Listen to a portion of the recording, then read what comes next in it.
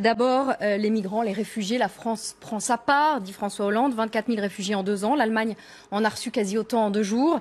Est-ce que ça semble être une réponse pertinente de François Hollande? Est-ce que ça vous semble être une réponse pertinente? Non, ce n'est pas une réponse pertinente. D'abord, il faudrait que les présidents de la République fassent un mandat de 7 ans et ne soit pas renouvelable. Ça dispenserait de travailler à sa réélection. Et on ne sait pas avec François Hollande ce qui relève de la politique politicienne, la remontée dans les sondages, la perspective de la réélection et puis la politique véritablement au sens noble du terme.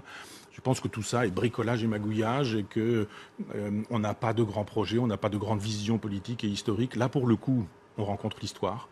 C'est-à-dire que ces afflux massifs de populations qui viennent de l'étranger, les uns pour des raisons économiques, les autres pour des raisons de guerre. Tout ça suppose que nous rencontrions effectivement l'histoire en face. Et là, d'un seul coup, on a des conseillers en communication qui sont en train de voir ce qu'on peut dire ou faire pour regrimper dans les sondages et éventuellement se servir de la guerre. Moi, je suis pacifiste. On n'est pas nombreux à l'être, vraiment. Pacifiste.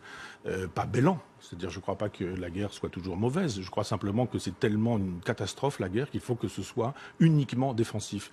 Et j'estime qu'une vraie réponse devrait être une réponse planétaire et internationale. Nous devrions, nous, la France, cesser de bombarder les populations musulmanes sur la totalité de la planète en prétendant qu'elle nous menace de terrorisme alors qu'elle ne nous menaçait pas de terrorisme quand on a commencé à les bombarder. Avant de bombarder l'Irak, avant de bombarder la Libye. Absolument. Et que c'est parce que nous les avons bombardés, sous prétexte qu'il y avait du terrorisme, alors qu'il n'y en avait pas. Est-ce que vous imaginez qu'un Irakien voulait poser des bombes dans le métro parisien dans les années 90 ? Saddam Hussein finançait même les campagnes d'un président de la République. Donc ça se passait bien, l'Irak et la France. Pourquoi en est-on arrivé là ? Parce que derrière les Américains, nous n'avons pas été capables, nous les Français, d'avoir une politique de résistance aux États-Unis.